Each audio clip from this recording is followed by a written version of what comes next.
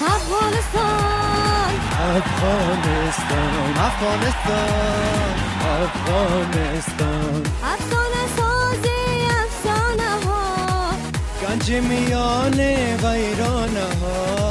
فریاد سبز فرزانه ها زخمی دست بیگانه ها پیروزی از آن ما پیروزی از آن ما پیروزی از آن ما پیروزی از آن ما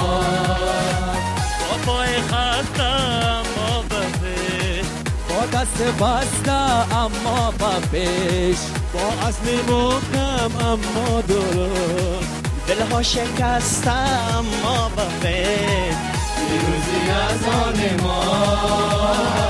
پیروزی از آن ما پیروزی از آن ما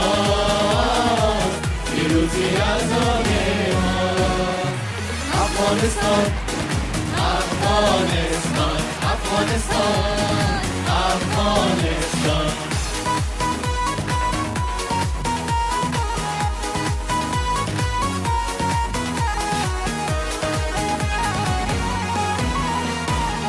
ما برنگردیم از راه خود از راه یار و همراه خود ما دل نبندیم بر دیگران جز مردمان آگاه خود ما دل نبندیم بر دیگران جز مردمان آگاه خود پیروزی از آن ما پیروزی از آن ما پیروزی از آن ما پیروزی از آن ما افغانستان افغانستان افغانستان افغانستان افغانستان افغانستان افغانستان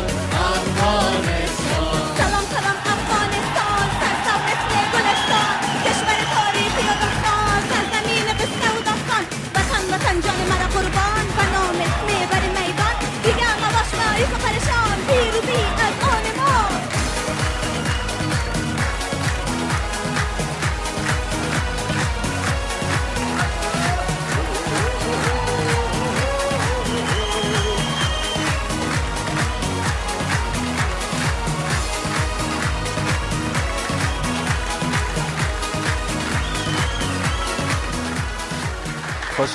خوش آمدی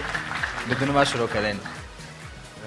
بر ما گفتن که برو دیگه سر استیج بخون. خیر دیگه دفعه ما کوشش میکنم که وقت